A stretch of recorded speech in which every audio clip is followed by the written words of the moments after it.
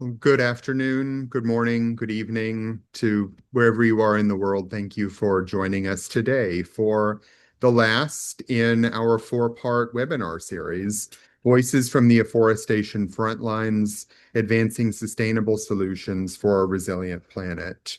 This series is organized by Friends of the Saskatoon Afforestation Areas, together with Juventud Unida en Acción, Animal People, and the United Nations Environment Program. This series is leading up to the UN Environment Assembly, or UNEA 7 conference in December. Its objectives are to raise awareness of the importance of afforestation, biodiversity, and ethical human-animal relationships, to foster cross-sector dialogue, to provide a platform for community-driven strategies that align with UNEA 7's agenda for sustainable, inclusive, and equitable environmental action, and to contribute insights and recommendations that can inform global conversations and policies emerging from UNEA 7. Today, we will be focusing on the role of biodiversity in ecosystem resilience, which will be hosted by Dalia Marquez of Juventud Unida en Acción. Dalia, I will hand it over to you in just a moment, but first, Julia, would you like to play the land acknowledgement? Sure.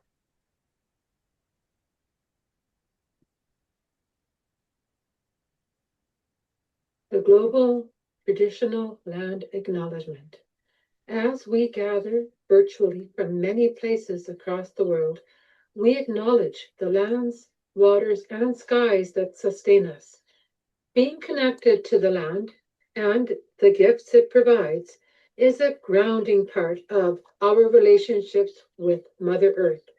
In gratitude, we honor the sacred waters, grasslands, forests, biodiversity, and skies that inspire our shared journey.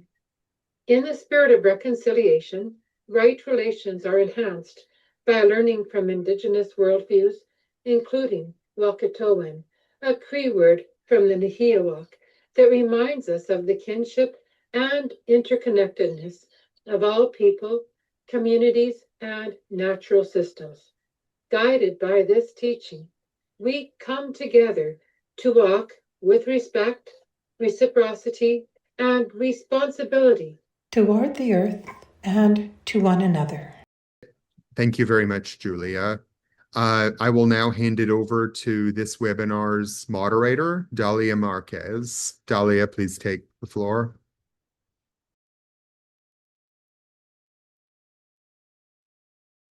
Okay, thank you so much.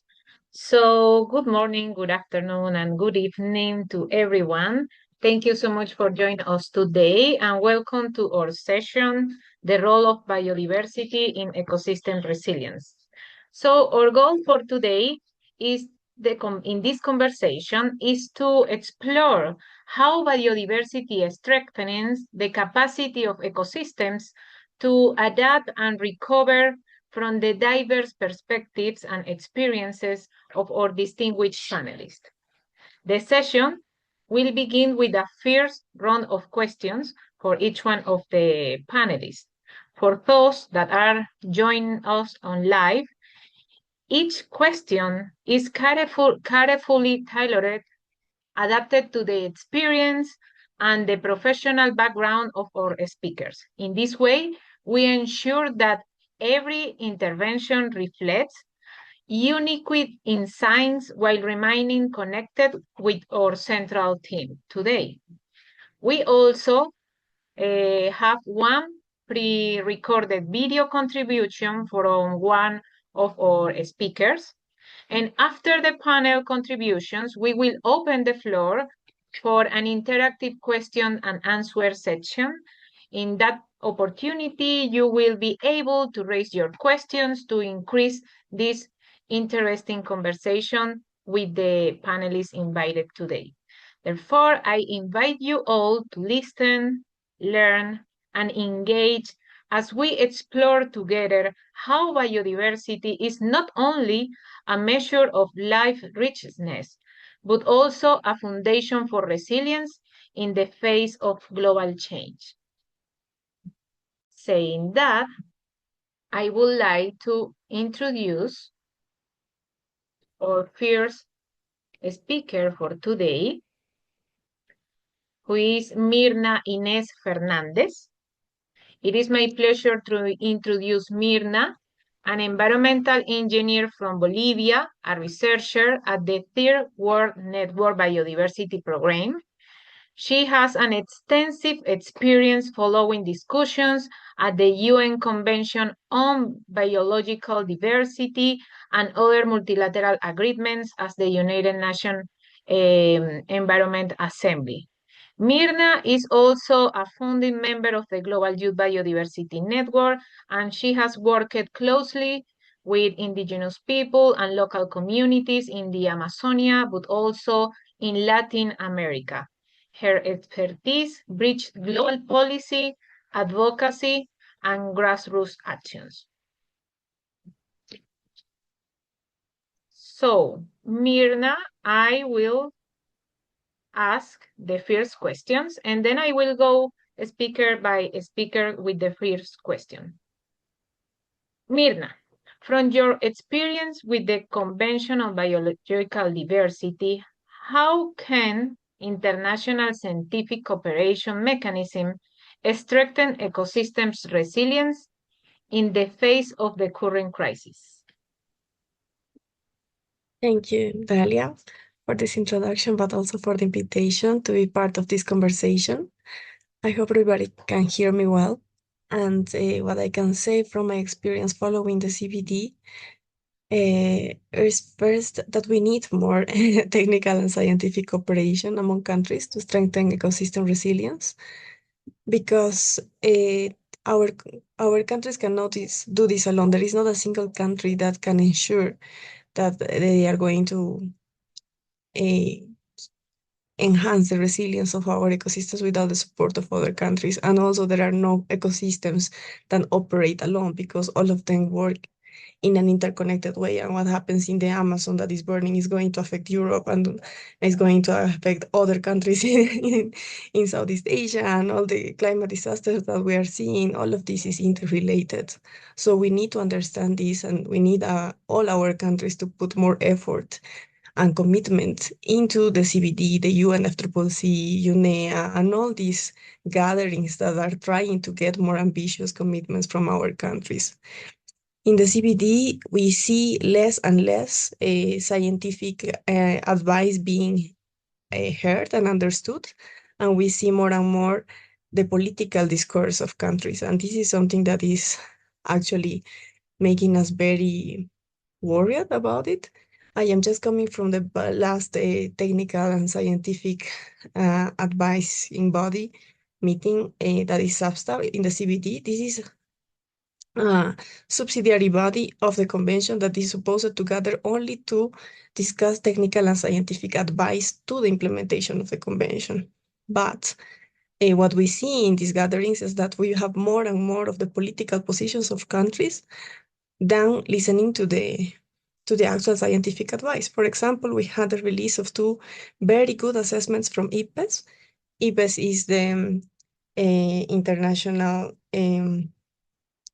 panel for biodiversity and ecosystem services. It's the scientific body of the CBD that is very clear on which are the root causes of biodiversity loss and which are the enablers for transformative change. They just released a new transformative change assessment that is very interesting and very clear, and a nexus assessment that explains the interlinkages between the biodiversity crisis with the health crisis and the food crisis and the climate crisis. So it's very interesting, but countries have a hard time and discussions to even acknowledge the existence of these reports or welcoming the reports, because they say, this is not, we didn't review it very well, or this is undermining our sovereignty, things that are not, doesn't make a lot of sense. When we should listen to the scientific advice, because in the end, that's their job. They are here to provide this advice, and we are there to try to create scientific advice to the convention based on the science that says what is happening and what are the root causes of biodiversity loss and how can we enable the actions that are going to make us tackle this biodiversity loss and all the interconnected crises. So I think that we are losing a lot of that. In climate scientists have never been heard at the climate negotiations. That is something that we know for a lot of time. And in our countries, the scientific advice of or the NGOs that are providing this kind of cooperation is also largely ignored. So we need to strengthen not only the listening to the science, but also the transfer of technology from the global north to the global south. We need to support the traditional knowledge and the knowledge of local communities. That is a strong component of science, is not an alternative. It's actually that is something that we really need to embed in our solutions to make sure that they are going to work.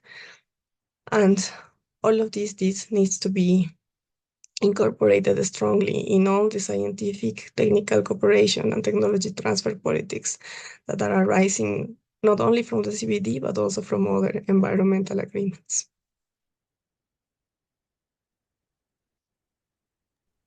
Thank you so much, Mirna, for sharing this. It's really interesting here you saying how the scientific advisory is being less and less, while what we really need is to increase the scientific advisor. So it is something to take into consideration. And with that, for now, I'm going to introduce Carmen Capriles. Carmen Capriles is an agronomist and sustainable development specialist with decades of experience in international environmental policy and climate governance. She has represented civil society, women's groups, even she was a co-chair of the women's major group at UNEA, different youth networks and indigenous people in different global negotiations on climate change, biodiversity, chemicals, waste, and human rights. Carmen brings a wealth of knowledge on building alliances and articulating regional positions in different global forums. So, Carmen, the first question for you is, having participated in numerous international negotiations, what gaps or challenges do you see in climate and biodiversity governance to ensure resilient ecosystems? Okay, and thank you, Dalia, for the invitation. I'm really happy to be here with all of you and talking about this very, very important topic about biodiversity and for me, biodiversity and climate change. One of the first gaps that I see, and for me, it's not so much about like the policy or what the paper says or about what the negotiation or the draft or the words. The first thing that is important for me when we're talking, especially about biodiversity, is that we need to be aware that if we are in UN, we're fighting for human rights. Great. All humans, we have the rights. We share our rights. We have the basic right, which is right to life. But what happens when our rights are diminishing populations of animals? Our rights cannot be based on the destruction of ecosystems. Our rights cannot be based on destruction of ecocide, on extinction of species, on disappearance of many living things. We need to be aware that we're not the only species on this planet and that we need other species and that we need other living things to be able to live. Animals, plants, fungus, even bacteria or virus. So for me, that is one of the principles that I don't see anywhere in UN, not in the negotiations And for me, that should be like the cornerstone to able to build a long-term plan around biodiversity and climate change that takes into account the first thing is that we're not alone in this planet. And if you are from the faith-based community, I would also recommend that we have a responsibility with creation. So it's not only humans that can do whatever they want in the planet.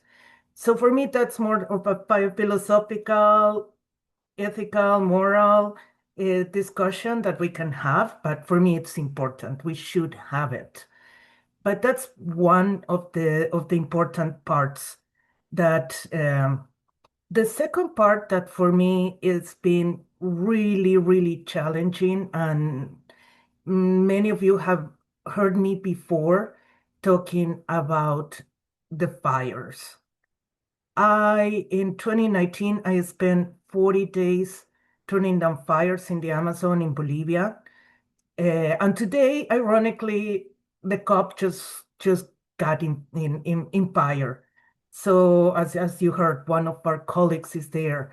But the whole year, every meeting we had around biodiversity, around climate change, we need an agreement on fire. Why? Because if we understand what is happening with climate change, it's not only about 1 degree centigrade, 1.5 degrees centigrade, 2 degrees centigrade. When our atmosphere is more hot, it means that the fires have much possibilities to thrive.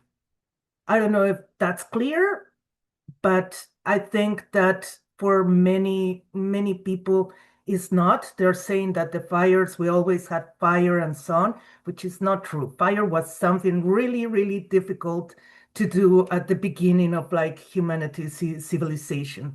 And it took us a long time to kind of like tame it. And now it is becoming a huge problem, not only for the Amazonian, not only for like the activists that me that like to hug trees and like the pretty animals, and we're fighting for something so abstract that it's there and we never see it and we didn't have no idea. But now we have seen fires in Los Angeles, fires in Canada, fires in Greece, the fires in Spain. It's been all over, the fires in Australia. And every time, and well, media, depending where, they may not share the true impact of the fires and only some burning areas, but there is other ones that share how living things end up once the fire has passed. And for me, one of the most traumatic things that I have seen in my life is when I was turning down the fires in the Amazon, we got to a place where you had like the wire that has like, oh, what's the name of that wire? That the wire that has like the stinky things. And in all that, the cows were there burned. So the cows tried to, it was like an hacienda, there was a producer. So the fire got into his place and started burning everything, and the cows did not had where to run. And they end up like getting into this the wire, and they couldn't pass, so the fire passed through them. And it was the most horrific thing I have ever seen. I was not even able to take a picture because also we were in the camioneta but it it is horrible, the smell, how everything ends up, and only to like put soybean or corn or any monoculture, I don't think is worth it.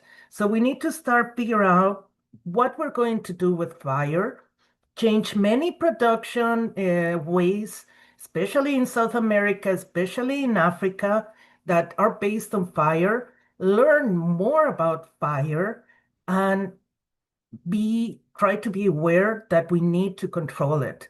because we're seeing that the damage every year around fires is bigger and bigger and bigger. And I know there's going to come a resolution that's been proposed by India in the next UNEA. And we hope that that can lead to an agreement, an international agreement that everybody puts resources, puts effort, puts policies, especially the policies. Do not have policies that allow these disasters to happen. So those would be like the two things that for me are important around biodiversity and climate change. Thank you so much, Carmen. And yes, there is a draft resolution related with fires that will be discussed during the UNEA 7. And we hope to have something really good to address this crisis because, as you said, fires is not just a natural thing. And I'm going to read Fraser, who wrote in the chat. Wildfires around the world are not longer natural cycles. They are clear signals of rapidly escalating climate crisis. And I just want to highlight this. Also, she says rising temperatures and extreme droughts are creating conditions our communities can't withstand, and these fires are not local events. And as you said, Carmen, now we hear about fires in Greece, in Spain, in different countries in Latin America, in Australia. I mean, this is a real crisis that needs to be addressed. And thank you for raising this issue. And with that, I will go with our third panelist, is Ahmed Fathy. He finally is able to join to the conversation today. He is the founder of Youth Loves Egypt, a movement that has mobilized thousands of young volunteers to protect the environment. He has spreaded initiatives to clean Egypt's coastlines, trained youth leaders across the country, and collaborated with institutions such as the World Bank and the Global Center of Adaptation. He also represents the African voices in different international spaces regarding climate justice, platform, and continues to champion youth perspectives in global climate and biodiversity discussions. So welcome. Thank you so much for being here, Ahmed. First of all, I want to ask you if your team is safe after the situation with the fires during the COP. So please let us know if your team is okay, if you are safe, if everyone is safe there, because we were worried about this. Thank you, Dalia, for the invitation and for this introduction about me. You gave me more than I deserve this first. So thank you, and hi to Carmen, and hi to everyone here, my colleagues, my brothers and sisters. My team are very okay, and everyone in the COP is okay. Just the fire take some places, and as always, Africa is paying. So the African pavilion have been fired. So I don't know if it on the fire. Africa is defense for the world. I don't know what. And Youth and the Children Pavilion. I hope they can recover it. But everyone is okay. No one is pass away or something like this. And they are trying to control. And this is something not professional from the hosting country, but it's happened everywhere around the world. It's the most important thing that the indigenous people voices are very heard in the COP. This is the most important. We will forget the logistics issues. We will forget about what everything happening. But what make me happy is that indigenous people are there. Indigenous people are moving. Indigenous people are saying them voice very clear, and they demand them right on them land. This is the most important thing. Okay. I'm glad to know that everyone is okay after that situation during the COP and that your team and you are okay. And once again, thank you for joining after that.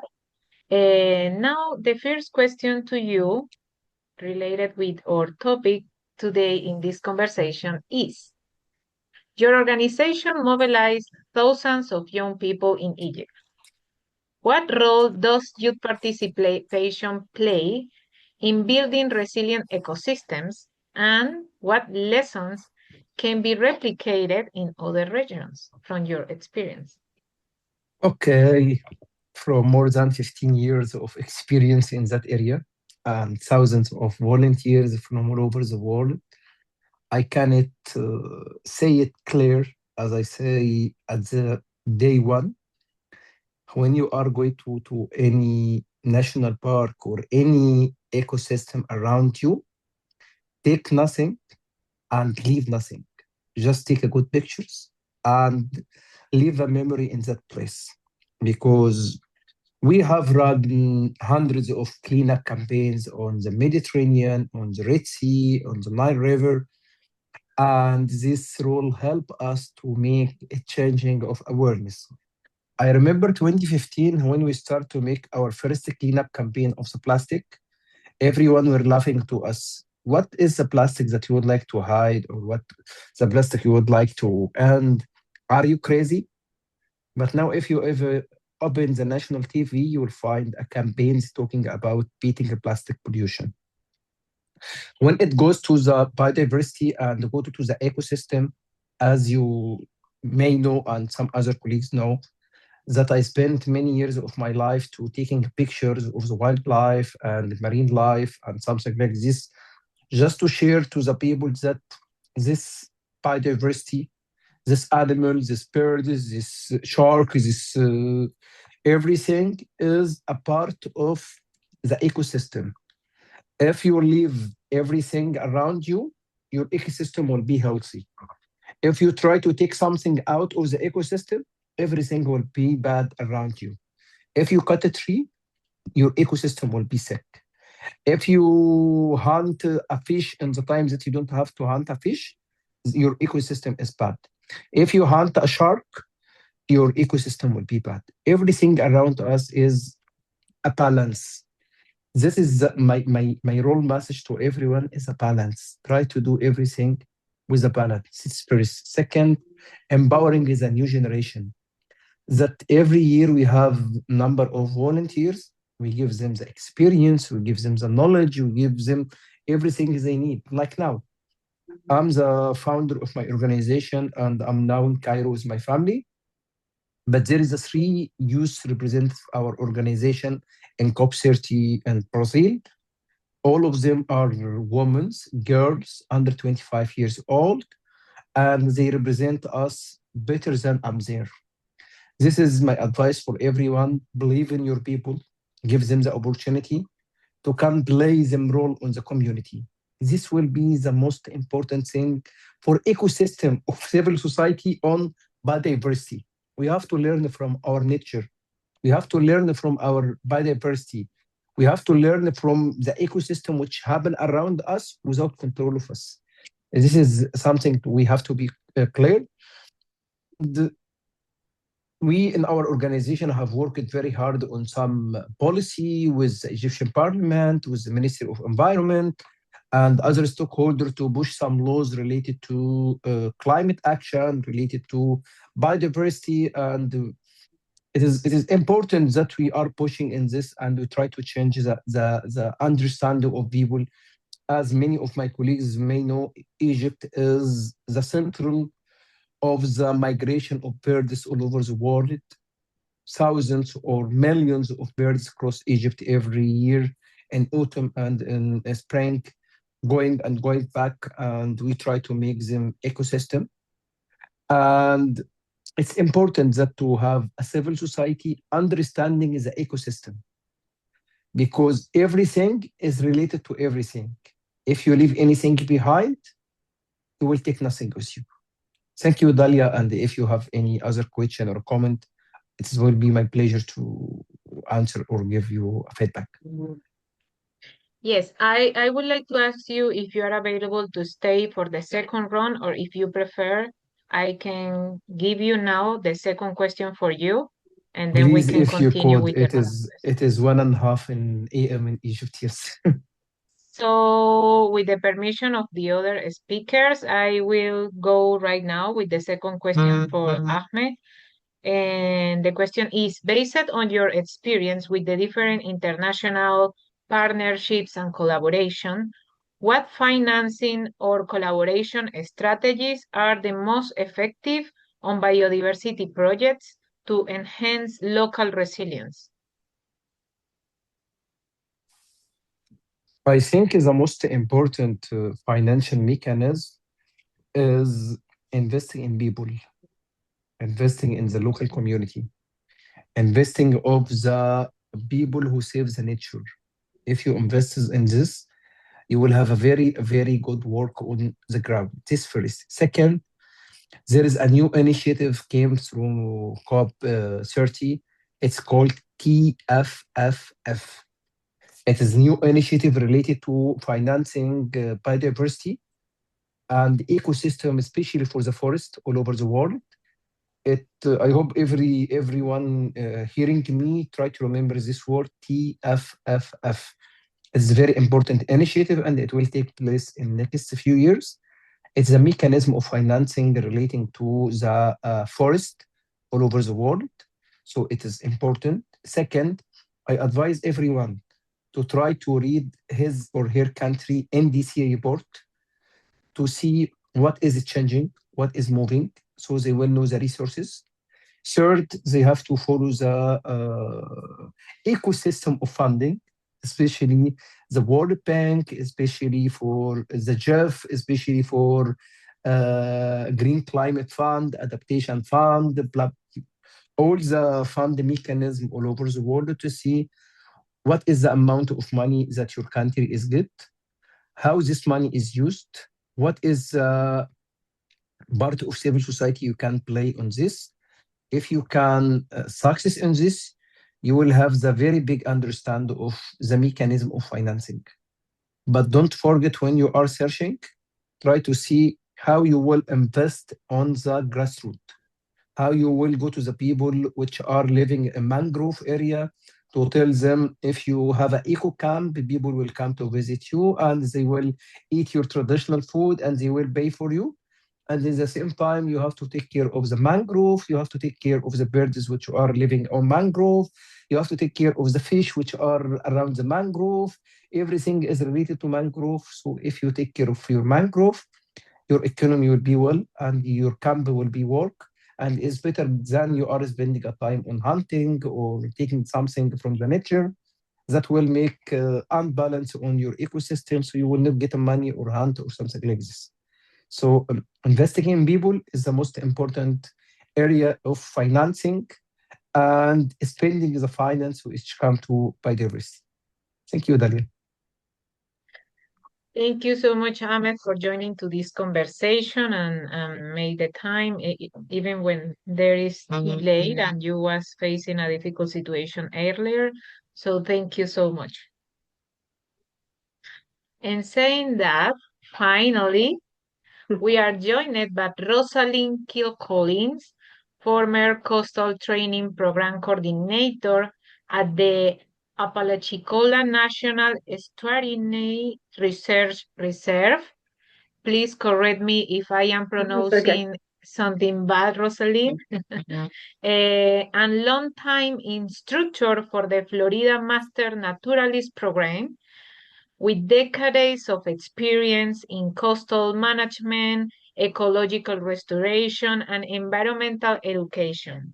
Roselene also has coordinated citizen science projects such as the Florida Horseshoe Crab Watch Program, and her works highlights the importance of biodiversity, restoration, and public engagement in ecosystems resilience. So Roselene, it's our pleasure to have you here today. I know that you have a slides prepared. So first of all, I would like to invite you to share with us your slides. Let me just go ahead and answer the questions instead of pulling up slides. So, okay. Yeah. The first question for you is, from your work, in ecological restoration and Horseshoe crab surveys, what practical lessons can be applied to link citizen science with coastal ecosystems resilience? Thank you.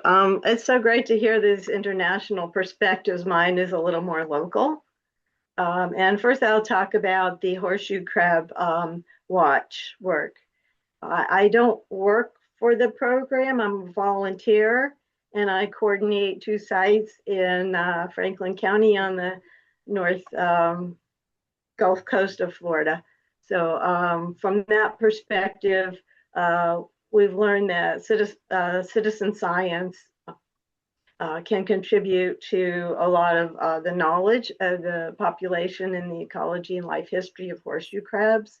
The horseshoe crabs exist from the northeast coast of the United States down the Atlantic and around Florida. We're the farthest west that they are doing surveys, but the panhandle of Florida and maybe into Alabama have horseshoe crabs, and then there's a skip over to Texas.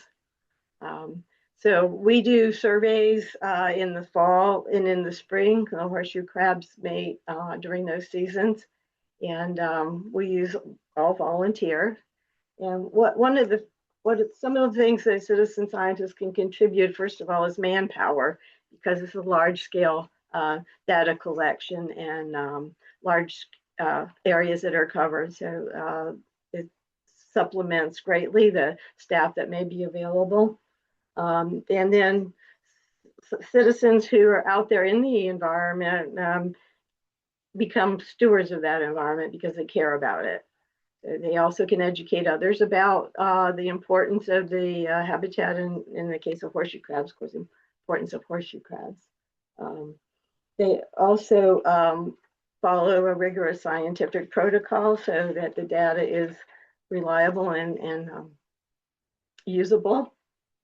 So some of the things that we get from that is about spawning population trends. There's a concern about horseshoe crab population because they're critical in the coastal food web, especially for migrating birds, fish, and some of the sea turtles, and most especially red knots, who are that are migrating birds.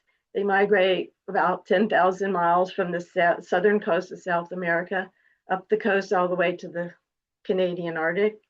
So they depend on and follow the spawning seasons of the horseshoe crab's eggs for their food. And that's, it's a critical link in the food web that without it, they wouldn't survive. So there was concern that their numbers were declining. That's why this data is being collected. And let's see something else about that. They also can give us an idea about the environmental conditions that horseshoe crabs need and the habitat that they depend on and the kind of weather, and if the population ratios of males and females are changing, and a couple other things. So I guess that's was the rest. Oh, as far as ecological restoration, there horseshoe crabs specifically, with changing climate and the other demands on the horseshoe crabs, is they use them for biomedical testing of injectables. If you had a vaccine, horseshoe crab blood was probably used to test those lots. So that they've also been used for bait for the eel and whelk fisheries, and because of that, it's become regulated to hopefully stabilize population. But that because of those demands and then climate change on top of it, it's critical that the habitats, the coastal habitats, that there are keystone species for, because that habitat supports a lot of other wildlife as well. So keeping that habitat protected or restoring it is critical to keeping that a whole link connected. Thank you so much, Roselene.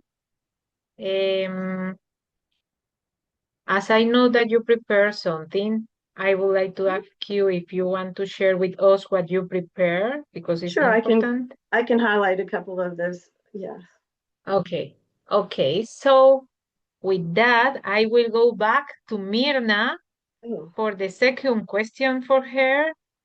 So Mirna, working in different ecosystems in Latin America and the Caribbean region, what key lessons about biodiversity and resilience should be integrated into global conservation policies? Thank you, Dalia. I will try to come with different examples based on what I have seen in my professional life, but also from activism. I think that the first key lesson that I would like to stress is that we need to protect ecosystems first. Because restoration is expensive, it's difficult, and many times it's impossible. And we don't realize this enough. There is a lot of funding and initiatives and the UN Decade on Restoration, and there is so much attention on restoration. And this is not bad. I mean, there are so many degraded ecosystems that need restoration, but restoration is so difficult. As a science, restoration has showed us that we don't really understand how ecosystems work. And it is very difficult to restore them and reestablish the functions and the services that it provides to people and to the other species in the ecosystems. So we should really focus on protection first, and protection is many times neglected. In our country, for example, the park rangers work under budget. We have like 10 park rangers for a protected area that is bigger than Jamaica, and having to fight with all the miners and the oil industry and all the threats with very little material, with not even gasoline for their boats or things like that. So the budget for protected area park rangers, for the defenders in the front lines, indigenous communities, women, that is something that needs to be strengthened. Also, restoration, it is important that some ecosystems need passive restoration and not active restoration. And that is something that we also need to take into account. Actually, a concept that I learned from my friend Carmen next to me is that seeds in the Chiquitano dry forest, that is an ecosystem in Bolivia that is very affected by forest fires, has seeds that are resistant to fire, seeds that are resilient to fire. So these seeds will be under the remnants of the fire, and when the first rain comes, they are going to start growing again. What do we need to do then? We don't need to do anything. We need to leave that land without touching it, without putting another trees, without crazy ideas of restoration with the species that are probably not even from the ecosystem, that are probably going to be monoculture plantations, because as Carmen said, most of these forest fires are human-induced, and the interest behind are from the agro-industry, and they want to put monoculture plantations on it. So what we need to do is to close these ecosystems and say, let the ecosystem regenerate by itself. But of course, this is not happening because the economic interests that are behind are different. So ensure that passive restoration, when it is possible, it is the priority, because we want the ecosystem to regenerate when it is possible. And assess the options for restoration when restoration is needed. But again, protection of ecosystems as they are is the most important part. Another important lesson I would bring is that the governance systems from indigenous communities, and especially the empowering of women within these communities, is something that plays a big role in conservation. And this governance system had to be strengthened not only at the global level and international mechanisms, but also in the national mechanisms. When I was working in the Amazon, in the Peruvian Amazon, with indigenous women that were facing the consequences of the oil spills in the region, they said many times, if we had some power in decision making in our communities, we wouldn't have signed the permissions for this oil company to come in our territories. The ones that signed these permissions for the oil company were the men, the indigenous leaders. because they don't care so much about our children. So when you give women the chance to take a decision, they will think long term. They will think about their children, they will think about their animals, they will think about the long-term impacts on their ecosystems, and then the decisions will be different. So strengthening the role of women is not only just for feminism, but it's also for the sake of the ecosystem's protection. Also related to Indigenous knowledge, it's very important to document, to support, to promote the Indigenous knowledge for the resilience of ecosystems, because many ecosystems that we see that are threatened will only be able to recover if we strengthen and support and promote the Indigenous knowledge behind. I did my bachelor's thesis on Andean peat bogs. These are very unique ecosystems because in the South Andes of Bolivia, when everything is dry, the only thing that remains green forever is these peat bogs that are the only source of water and food for the animals that these indigenous people have as cattle. But they are drying up, and only the most old men and women from the communities know how to manage and restore these ecosystems. Once they die, the young people are not going to know how to restore these ecosystems because they are migrating to the cities because of the land policies that are not favoring the staying on and the quality of life of people to remain in rural areas. So this is strengthening of the knowledge, but also the empowerment of the people, programs, projects that allow young people to return and get this knowledge from their grandparents and starting restoring these ecosystems that are key for climate resilience. That is something also very important.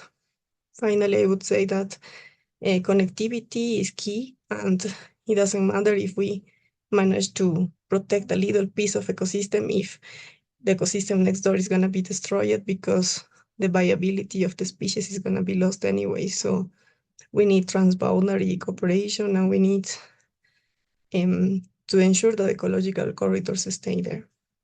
I think that's it from my side. I'm happy to answer more questions. I don't know if I took enough all of my time. Thanks. Thank you so much, Mirna. I want to highlight from your answer that we need to protect ecosystems because restoration is so difficult. And yes, we need to take care of our ecosystems, that the ones that are okay.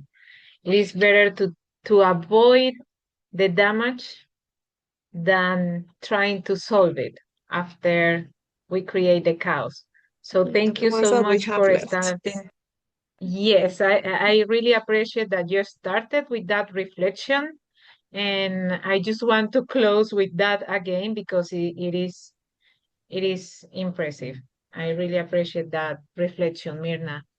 And to change a little bit the order, so I would like to go back with Roselene.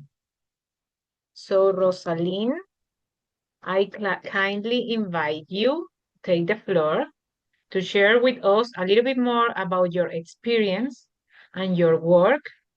And yeah, the floor is yours. Wait, do you want me to do the slides or just do the PowerPoint slides? Okay. Yes, please. Okay, great. Oops. All right. Can y'all see it? Yes. Yes. Okay, I'll get to the slideshow here. Yeah, we can see it. There we go. Okay. So yeah, I think it'll give you a little better context of what I was talking about before. I worked for the Apalachicola National Estuarine Research Reserve, which is part of a network. It says 27, but I think there's 30 of them now.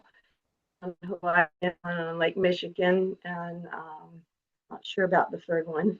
And the reserves are a network that do similar projects within their ecosystem. So they have research, they have land management and stewardship, education, and then the coastal training program, which was my job of sharing the current science with decision makers so that they can better protect our coastal resources.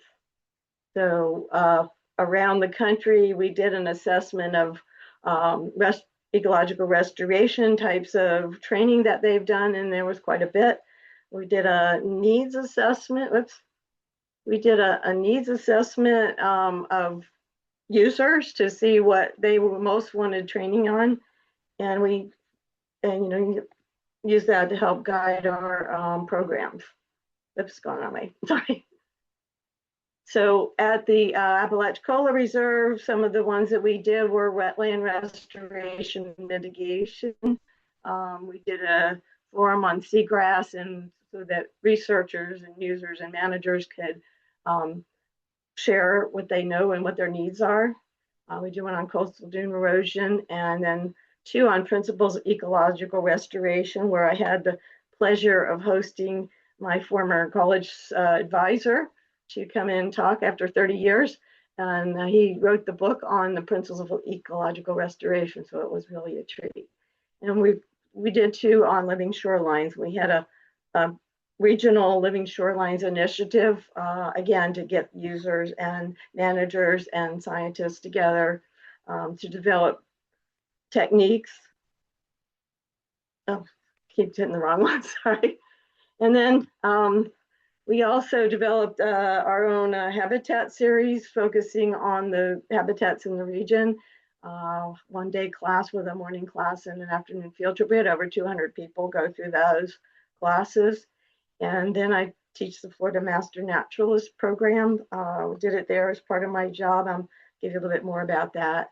We also got involved with climate change and adaptation planning, better floodplain management, and stormwater management. So some of the things that I learned through those programs and getting involved is that you have to have a multidisciplinary team that includes your users, your stakeholders, the scientists, the managers, and include all of those people in the early upfront decision-making, planning, design, implementation, and monitoring. And again, you can involve citizens, and that's where your citizen science comes in. And then considering traditional ecological knowledge, I've heard a lot about that tonight.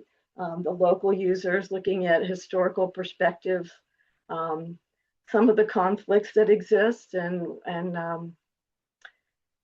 having pre-application meetings for permit applications way up front so that you know what's going to be expected and what's needed.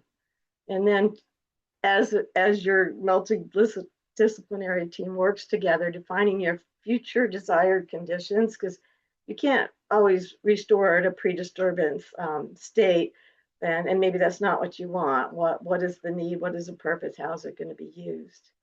And this is one of the hardest parts I've seen with restoration, is ensuring that monitoring and maintenance continue, and then sharing and celebrating successes, which I also learned from my mentor, Dr. Andre Kluhl. So the Master Naturalist program is a statewide program. I don't work for them. I was an instructor. Well, volunteers are either instructors, they can do it part of their job. They have 3 ecosystem courses that are 40 hours, composed of classroom, field trip, and group projects. And then they have a series on land stewardship. And the one that I've most recently been most involved with is the restoration series, where we have 24 hours, about half of that classroom and half of them hands-on and field trip. And then I got involved through the Master Naturalist program. I heard they were looking for volunteers for this horseshoe crab surveys. I sent it out to the Master Naturalist students, all the people who had gone through our classes, for volunteers, and I got involved when they decided to do a local site. Again, I don't work for them. I'm a volunteer. I coordinate 2 sites at a state park. But the Florida Fish and Wildlife Conservation Commission is the state coordinator, along with the University of Florida's extension program and Florida Sea Grant. And then my site is Ball Point. So I'm going to skip the biology. If there's questions at the end, we can come back with that. But basically, as I mentioned, horseshoe crabs are a keystone species. They depend on sandy beaches for their mating. This is the worldwide distribution. There are 4 species. We have the same one along the Atlantic and Gulf Coast here. And so they mate, they come in at high tide, mainly during the new and full moon, in the spring and in the fall. And you can see you have multiple males with a female sometimes, because the female digs into the sand about 6 inches down into the sand, lays lots of eggs, thousands of eggs, and the males can gather around here, and all the sperm is released into the sand so that the eggs get fertilized by more than one male. They go through several stages of development, and they molt as they grow. You can see all the progression of the size there for about 8 to 9 years, and they don't reproduce until they reach that final molt. They actually keep their shell for the rest of their life. They don't molt after that. So they're sexually active and live about 6 or 7 years more, up to about 20 years. So as I mentioned, they're used in the whelk industry for bait, and they are a major food source for shorebirds, including the red knot. I already talked about that. So the LAL is called amoebocyte lysate, is a component of their blood that coagulates when it's exposed to gram-negative bacteria. So it's used to test for those bacterial toxins in anything that's injected or put into the body, whether it's a infusion of insulin is shown there, vaccines, artificial body parts, and so on. And they are small trade in the aquarium trade and the small when they're young. So this is the horseshoe crab program. I mentioned the partners. What we do, and I already kind of went over this, the benefits of having citizen scientists collect data. It helps in management decisions and holds scientific rigor. And again, we can get some ideas about populations. This is a picture of the beach where we had one of our busier days. If you've seen pictures in Delaware, which is the main place that the red knots are really dependent on getting that fuel before they head south, and before they head up to the Arctic to breed. In Delaware, when they're in, you can't walk on the beach, they're so thick.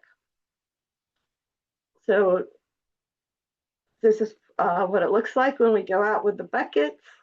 We get all the gear provided by the state program, and we collect and count the crabs, record any tagged crabs that we see from previous tagging, and collect some of the crabs to take back. We weigh, measure, and identify the sex and age, whether they have any damage, and then we put a tag on, record all that, and release them. So the goal is to hopefully find them, not only get that data, but to find them resighted so that it can give us some ideas about where they are, how long they come back to the same beach, and their population. These are a couple of shots from some of our busier days. So we also educate the public if they find tagged crabs, that they can report it. It goes into a national database, and they can also get a certificate. So I think that gives you a little more perspective. Do you want me to address the question on the Master Naturalist? Or are you going to ask that one? Yes. Thank you. Thank you so much, Roselene, for sharing with us a little bit about the impressive work that you are doing in the different projects in which one you are participating. And with that presentation, you already answered my second question, but Okay. I'm going to make the question is how can environmental education programs, such as the Florida Master Naturalist program, can transform public perception on biodiversity importance for ecosystems resilience? And I just want to highlight that with this short presentation that you did explaining us a little bit about the species that you are studying, changed my perspective and makes me realize how important it is to take care about each one of the different species that belong to ecosystems. So I will give you the Everything's floor because connected. you already Thank you. answered my question, but I Okay. want to give you the time to elaborate your answer. Well, I think I can elaborate. With the Florida Master Naturalist course, we get people who have no knowledge. They might have just retired and had something to do with computers. And so for them, it's all new. And we have other people who are very knowledgeable. And we all learn from each other in those classes. It's not just me teaching. And I've seen some real transformations.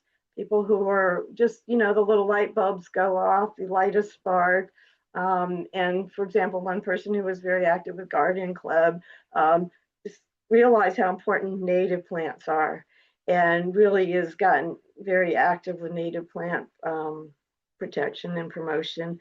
And so I think that experiencing, you can tell people all you want, but if they don't get out there and experience it, they don't see those connections, they don't see the value as much. And once they do, they become real champions for ecosystems. And they get involved. They get involved as volunteers or they get jobs and they're out there doing the work.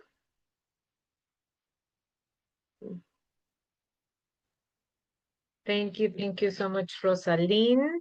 Thank you. And now I will go back to Carmen Capriles for your second and the last question before going to our questions and answer section. So, Carmen, how can integrating gender and human rights into environmental policies contribute to strengthening both ecosystems resilience and the communities that depend on them?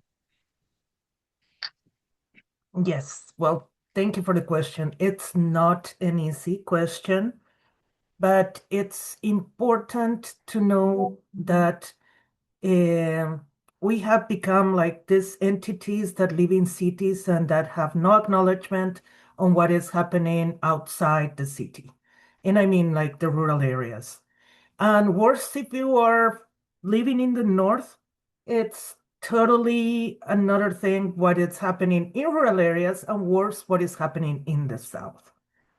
So what we are seeing is that technology and tools have advanced a lot. Right now, you have this huge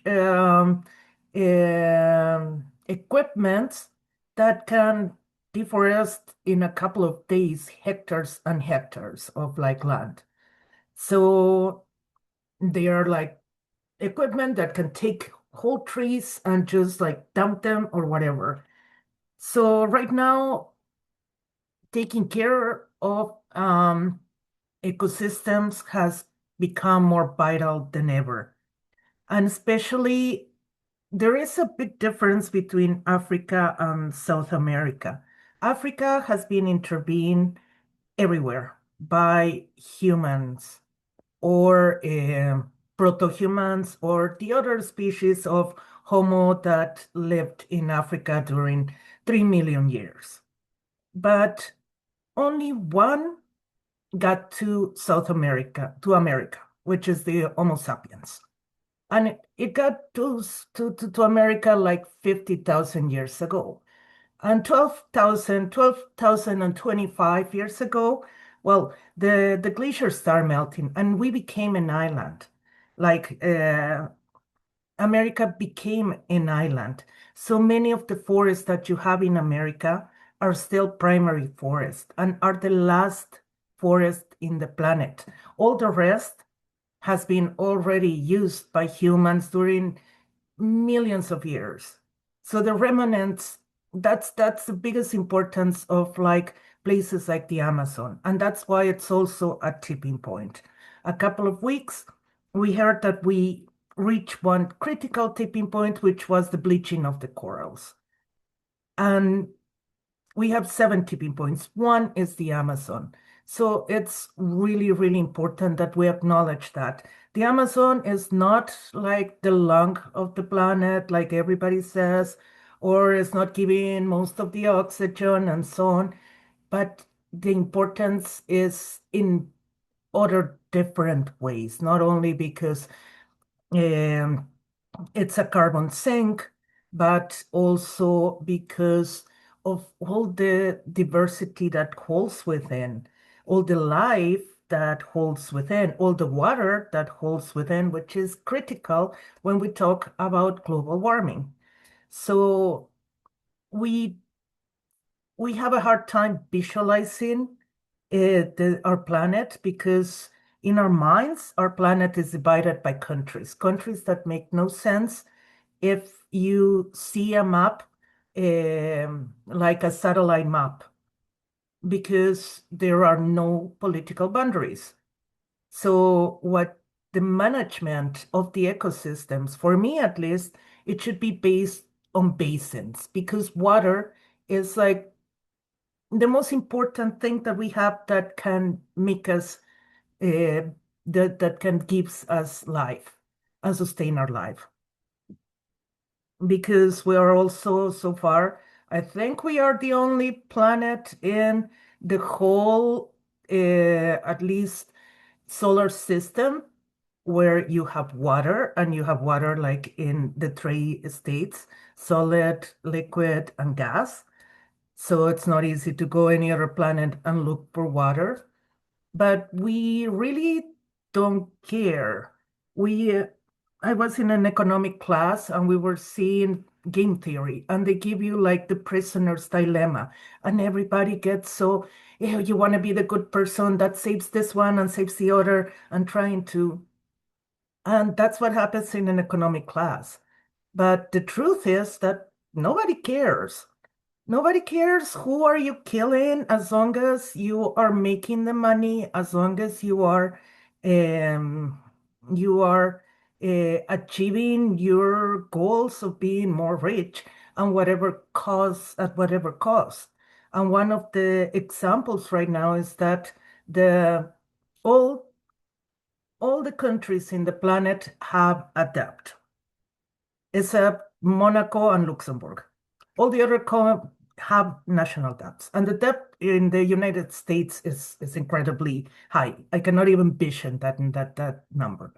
But the thing is that if all the countries are in debt, who are in debt with? Because usually you have countries that should give the money and countries that should receive the money. But we cannot see that right now in the planet. So what is happening is, since we're printing so much money, more money than we have resources, the debt that we're creating is with the planet itself. It's with future resources, not the resources that we have right now. So that's why we are living under credit. And our systems are becoming based on credit. So in climate change, we have carbon credits. In biodiversity, in Cali, in last COP, the great proposal was biodiversity credits. And in plastic, although we don't have a plastic agreement, the way to do things was under the plastic credits. And the politician thinks that they're going to solve everything around credits. And the situation is more complicated because we don't know what's in the future. We don't even know what resources we're going to have in the future. And I'm going to give you this example. 10 years ago, we were talking about the energy transition, promoting energy transition. It was too expensive. We couldn't see solar getting anywhere. We couldn't see turbines. Turbines were a thing in Europe and so on, in some places like Egypt, but it's still, and we start seeing that the prices start going down. In UNEA 5.2, we are in Nairobi. We are discussing the critical mineral agreement. Well, now it's the principles. There are 7 principles for critical mining. And we were happy because critical mining was going to be part of the transition. But from 2022 to today, which is 2025, 3 years, the demand of critical minerals is not for energy transition, it's for weapons. So now everything that we were building for this energy transition and so on has shifted for weapons because now they have money. They have allocated a lot of money for NATO and all that. And that's an example on how fast things change. So we are creating debt, we are living under credits, and we don't know how we're going to be able to pay them. That's why I am going to, I think what Mirna said is important. We cannot talk about restoration. That's not the way to go. The way is protect what we have, protect what is there before having to restore, because there are places and there are things that cannot be restored, especially when we think about life. Because the only thing that's forever is death. That's why I don't like the TFFC. So I'm going to stop here. Sorry for the time, dear Dalia. But yeah, there isn't such thing as forever unless is the only thing that's forever is death. Thank you. Thank you so much, Carmen, for that amazing reflection. We are creating gaps and we are living under credits. That's true. And at the same time, this will be affecting the future of everyone and future generations. So while we are living without considering what is the impact of our action or of our levels of consumption in this life, we are affecting and creating chaos for future generations. So it is important to take this into consideration as well. And I take so many notes from your intervention that I will highlight some of those at the end of the session for the closing and remarks. But now I would like to thank all of our amazing speakers today. During this conversation, we try to bring different perspectives, speakers with different experiences from the global to the local, working in different communities from science, research, but also local actions. And now I would like to open our questions and answer sections. And for that, first of all, I would like to read some questions that we have in the chat. So first questions. From your experience, oh no, there is another question before. Let me check. Yeah. From your experience, the general lower enthusiasm interest in protection, restoration of wetland and coastal systems as opposed to, say, people's greater interest in rainforests. What would your suggestion be to improve interest and engagement in wetlands, coastal area protections, restorations? This is similar to the fluffy, cute animals, example, koalas, pandas, versus ugly bug, bat, snake, etc. problem. So the floor is open to all of you, the speakers. Who wants to take this question? Roslyn, I'll make a short comment. I have heard this before, and it's like the warm fuzzy, like they said. And one of the responses was that you may not ever see a rainforest, but the area that you live in, the region that you live in, has so much diversity, and learning about what's right there in your own backyard is just as important. And so in my experience, like I said, getting people out into it, understanding it, seeing the connections to their lives can help.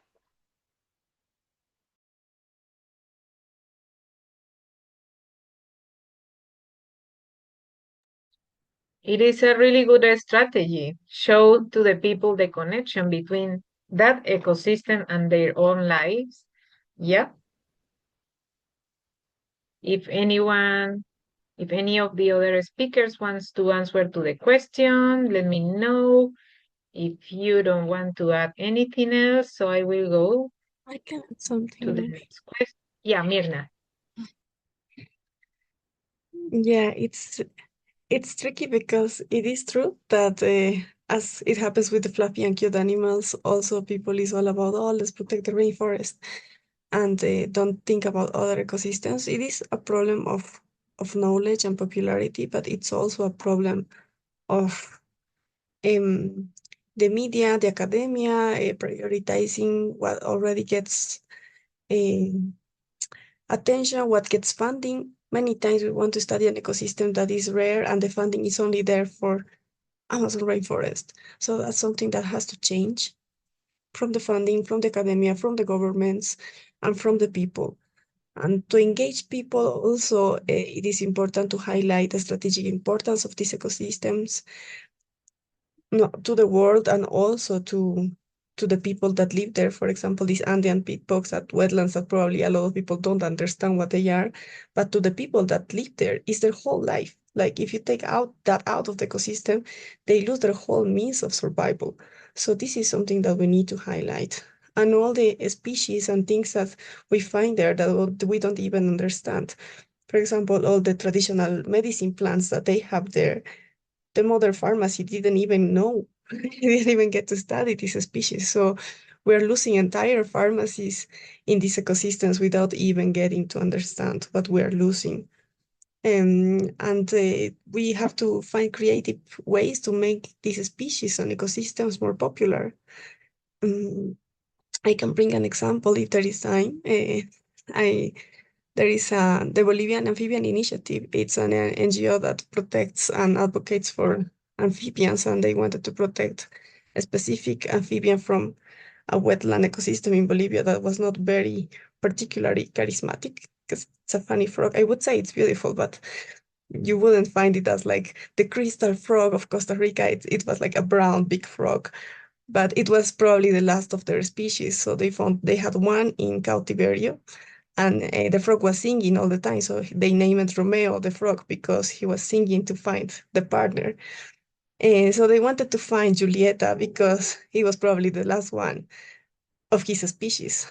So the idea that they came up with was brilliant. They decided to partner up with one of these matching websites, like Tinder and these dating apps that I agree that when people was swiping to find a partner, they will find the profile of the frog and then the whole story of the frog. So, hi, my name is Romeo. I am looking for my Julieta. I am the last one in my species, and the whole sad story of this frog that is looking for love.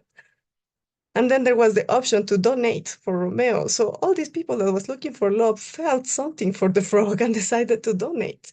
They got so much donations that they managed to launch a whole project to look for other species, and they found three Julietas, and it was a whole successful conservation story. So I think that we need to get more creative because there are ways to engage the public. And, and yeah, we cannot depend on our governments and on global policy. We just need to get our hands into it. Thank you so much, Mirna. So I just want to highlight a little bit of what you already say. So first of all, shows to the people the link between the ecosystems and the impact of the different species and ecosystem and their own lives can increase their interest into something less cute, by example, as Roselene did it during her presentation.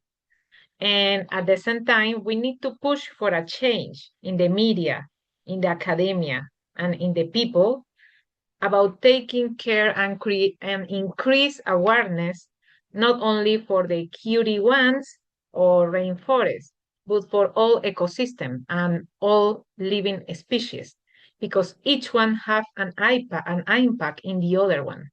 So at the end, everything is interconnected. And finally, we need to be really creative That history about the frog is amazing. So yes, why not?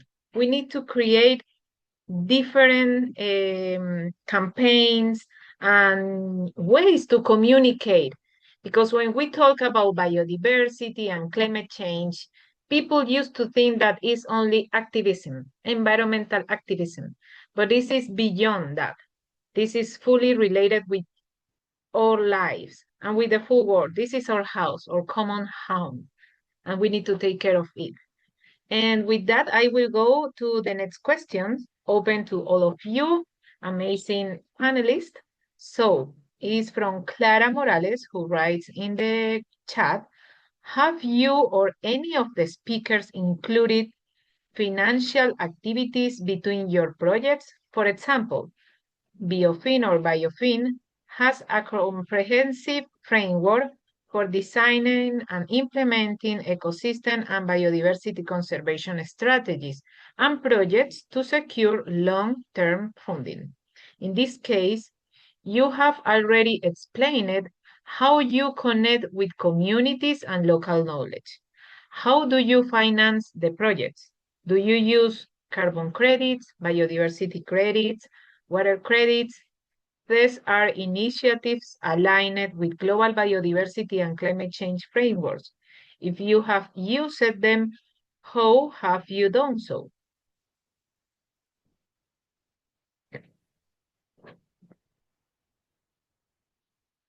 It is open. I just make a comment. Don't have much involvement with that, but with one project in particular, I'm thinking about with our multidisciplinary team. It included the U.S. Fish and Wildlife's coastal program, which gives grants out specifically for restoration projects. So from the very beginning, we were talking about helping them getting funding, and mostly we see it with grants and with partners and with partner free partner contribution, but I can't answer financial beyond that.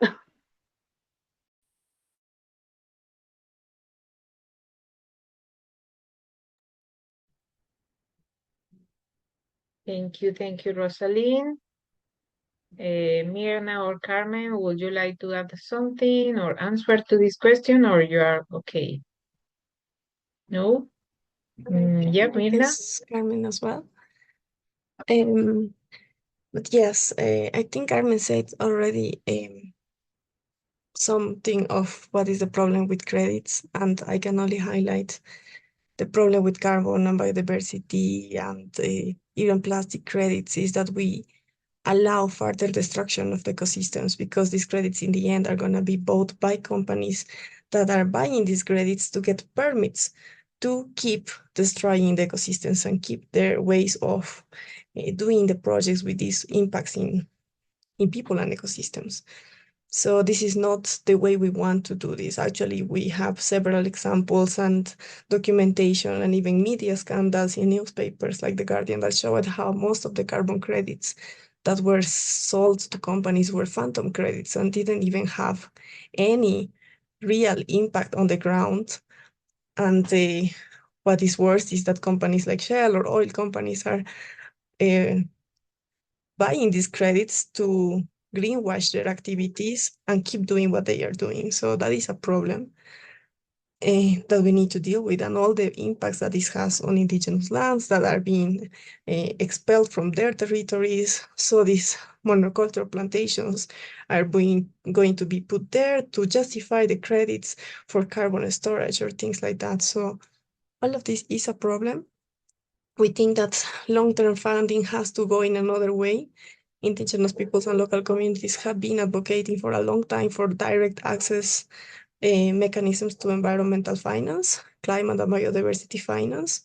Actually, that was one of the biggest proposals that have been highlighted and pushed for in the first meeting of the subsidiary body of the Article 8J in the CBD that just happened as well in Panama. This is important because it's the first meeting of a subsidiary body under a convention that focuses only in indigenous issues and traditional knowledge. And here they have been advocating for direct access to finance for them to protect biodiversity. And it is sadly being opposed by many countries. I wouldn't say many, a handful of them, maybe 5 countries that are blocking this whole proposal because they insist that biodiversity finance has to go through the governments and then be directed to indigenous peoples. But we know that this doesn't really work.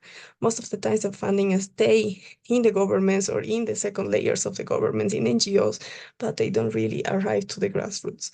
And when we don't have the funding in the hands of the people that take care of the ecosystem, we will never have long-term protection of these ecosystems. So this is what we have to change, I think. Thank you, Mirna and Roselene, for your answers to this question. And okay, I will read a comment in the chat and then I will go with the last question. So Julia says, that is so true about protecting all ecosystems. Currently, the temperate grasslands ecosystem in Central North America on the Great Plains are the most endangered ecosystem worldwide. This ecosystem is so easy to build grayscape infrastructure on it, and it is disappearing, and all the species relying on the grasslands as well. Wow. Thank you for sharing that, Julia. And now Fraser is sharing a comment, but also a question. She says, I am in a noisy area. First and foremost, thank you all for the very insightful presentations. Amazing. It's good to see friends at the panel. The question is, what can we do together to ensure issues identified in this webinar series are communicated and published to inform advocacy efforts at the upcoming UNEA?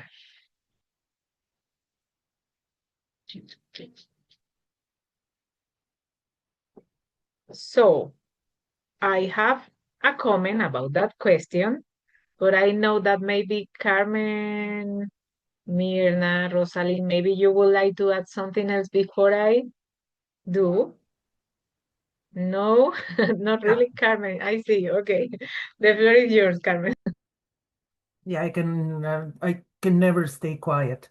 But I think it's important that go to the next UNEA with very clear things in mind. And we have seen how impactful UNEAs can be and the resolutions that come from UNEA. And I know that a lot of the movement and NGOs underestimate the power of UNEA. But we have made a lot of changes. In Latin America's Kazoo agreement has been a change maker in the whole environmental sector. What happened in plastics has been really a very interesting exercise. The critical minerals resolution has also been important. The animal welfare resolution, it's also important, and we have to keep on discussing it and sharing it. And although not all these resolutions will end up in agreements or big conventions or things like that, they can tackle very specific problems. And I think that is one of the added values that UNEA has. I do think that the environment, UNEP, needs more funding, and I know that the whole UN system is right now very defunded. So if people cannot get to Nairobi, we still need to find ways to be able to follow the negotiations, to give inputs, to have the paper ready, to have the experts, to be there present. Because also we've been very effective when things are going the wrong way to put it out, which is not happening in climate change. Climate change is so big, and there's so much lobby, and there's so much money involved that it's out of our hands as civil society. Where we can still do things are UNEA, our high-level political forum, are some of the other conventions. But these conventions, biodiversity also last year was so big that it was really hard to follow the whole discussion and requires a lot of commitment. So that is, and the other thing is that not everything is going to be solved with finance. Bolivia, in almost 15 years, has received $1,000 million, which I think it's 1 billion in English. $1,000 million. The Climate Investment Fund, the Green Climate Fund, the PPCR, the GEF, World Bank, BEAD, and so many. So we had climate finance in 15 years, not yesterday. And we have no idea where that money has gone or the impact that it has. What we know is that last weekend we had a huge flood in one important intermediate city, well, town in Bolivia, and nobody could do nothing. So it's not only about having the money, giving the money, but also it's about accountability and monitoring and making sure that that money is not going to go to corruption schemes or just justification in very nice publication and very nice events with millions of dollars just to say, oh, we're doing something. So that's not the way to solve it. So we need to be a little bit more mindful around that. That's all. Thank you, Dalia, and thank you, everybody. Thank you so much, Carmen. Yes, thank you for your suggestions, and also yes, the UNEA has a big impact. Most of the people didn't realize the big impact that the United Nations Environment Assembly has.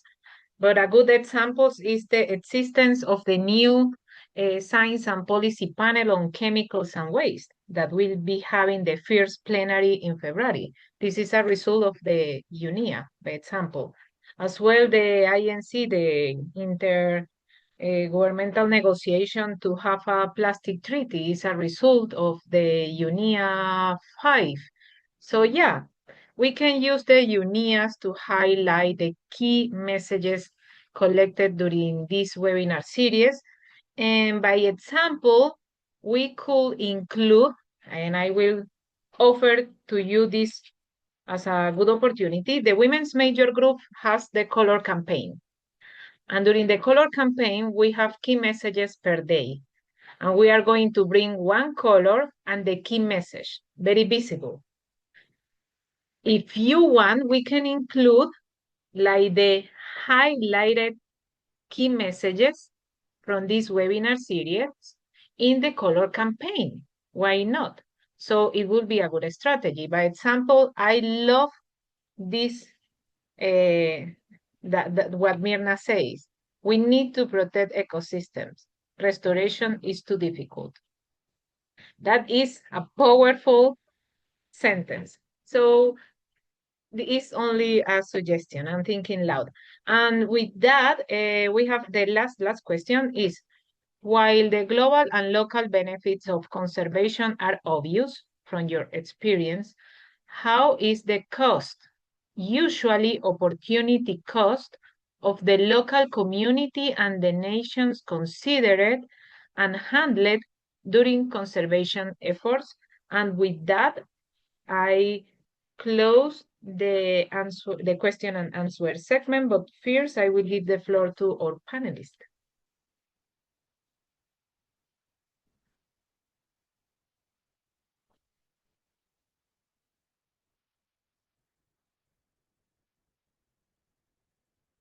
Yes, Carmen, the floor is yours.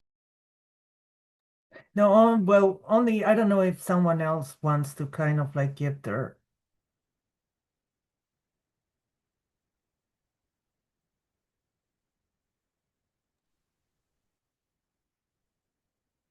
Any other comment from the speakers? No.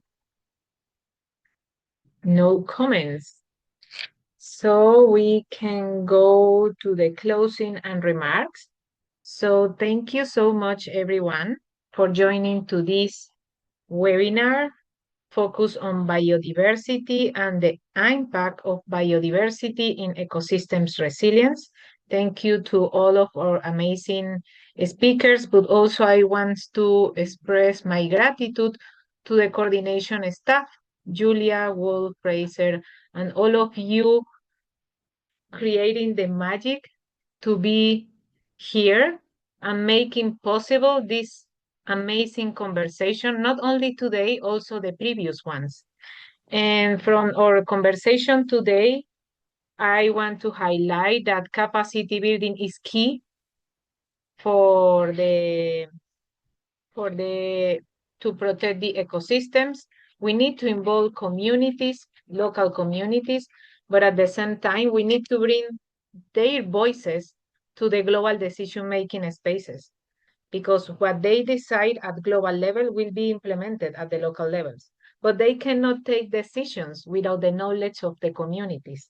So yeah, we need to take into consideration the voices of the grassroots as well. We need to include into the conversation the most affected and marginalized populations for the damage that we are causing to our ecosystems and our Mother Earth.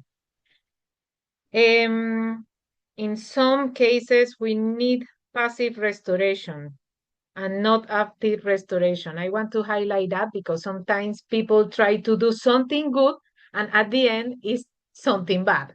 Sometimes we just need to leave the nature, do the magic that ecosystems do. Capacity building training programs are key to involve people to create awareness. Citizen science can contribute a lot. It is really important to include citizen science, also traditional systems of knowledge of indigenous people. We need to take actions to take care of the primary forest, and Carmen highlighted this. So yes, the importance from the Amazonia and the primary forest is the huge diversity that is there, and that human beings are, I mean, these ecosystems are like natural, but at the same time pure, because any human being has been there.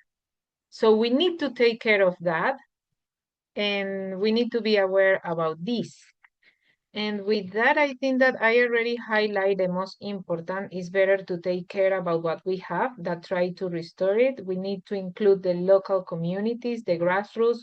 We need to be creative and work in partnership with science, media, and communities.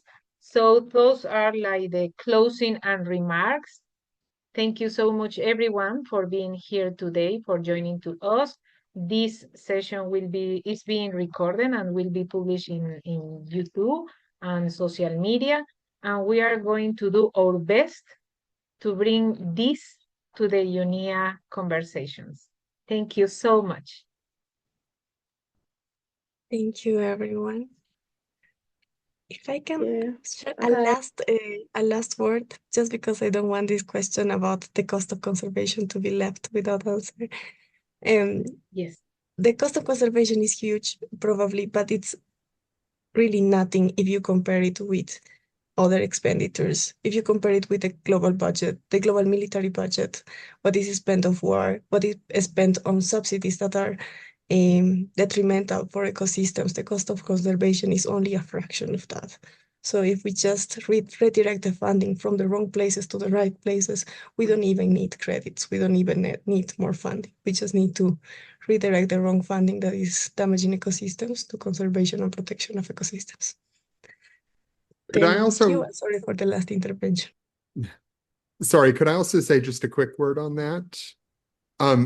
Yes. I would say the fact that there is this necessity of balancing the importance of conservation, of protecting biodiversity with communities, goes to show that in law and policy, especially UN policy, there's a need for greater civil society engagement in general, that decisions shouldn't only be made by politicians and officials, but they need to be guided and informed by civil society, which is going to include activists, scientists, as well as representatives of Indigenous communities, local groups, faith-based organizations, cultural organizations, and so on. And so when you have a lively civil society presence that can actually inform policy, you're going to necessarily have people who are advocating all of these perspectives and actions taken that are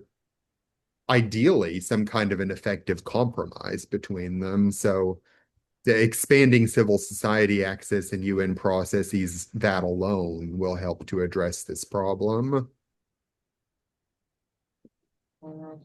Yeah.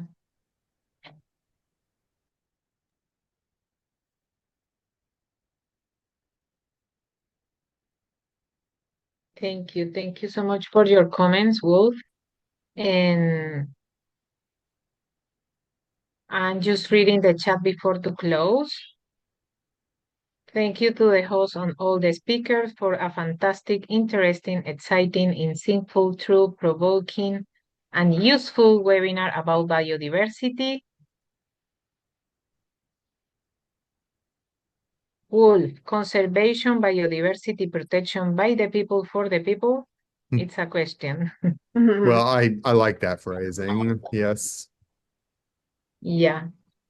Yeah, I mean, to close at the end, the cost of taking care of our planet is nothing related with the cost that the future generation and even us are facing right now.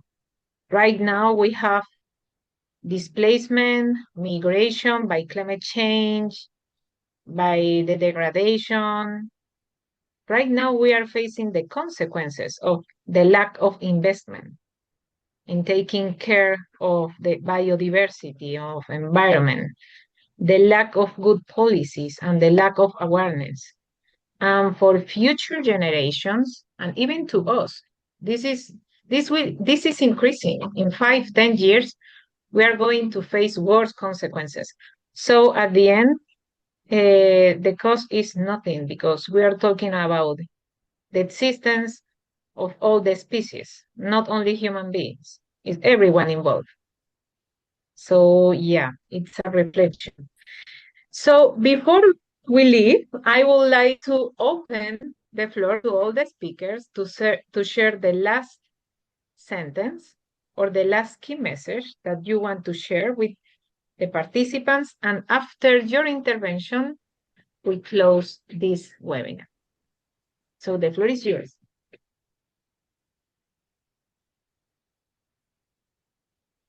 Well, Roselene, I'll just say thank you for letting me participate. It was very interesting, and I think we had a common message in keeping the local community and residents involved and listening to them.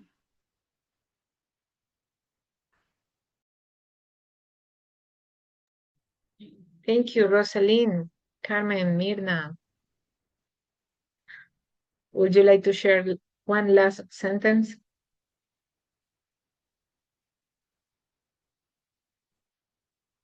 No? Well, I think I used my space already. So I just want to thank you for the invitation again, for the patience, and for being such a good moderator as well, Dalia.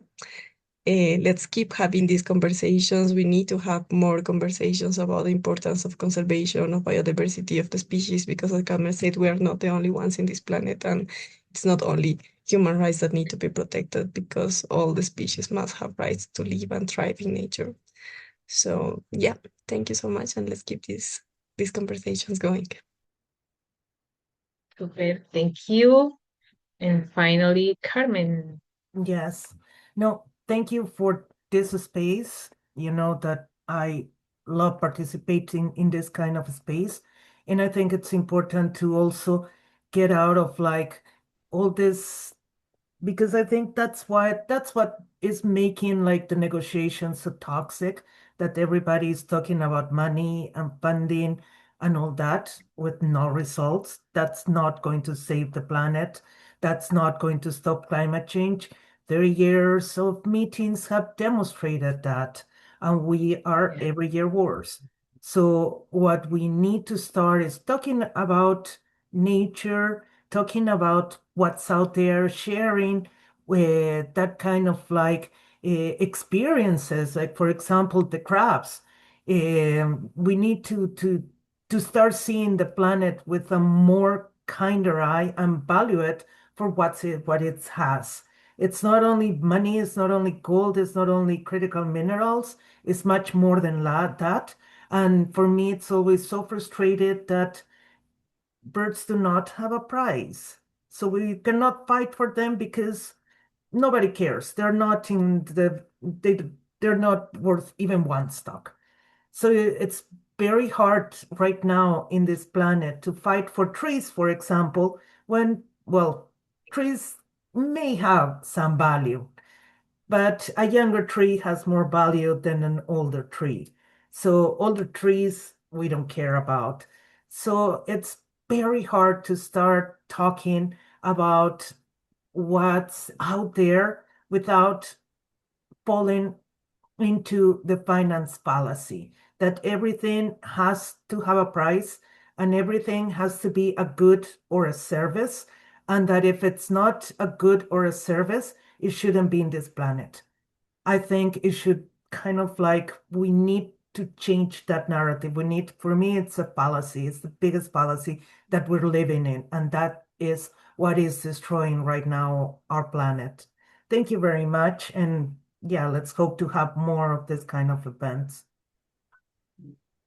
Well, thank you so much, everyone, for being here. And as we conclude, let us remember that biodiversity is not only the richness of life, but the very foundation of ecosystems resilience and our collective future. Thank you so much, and bye-bye.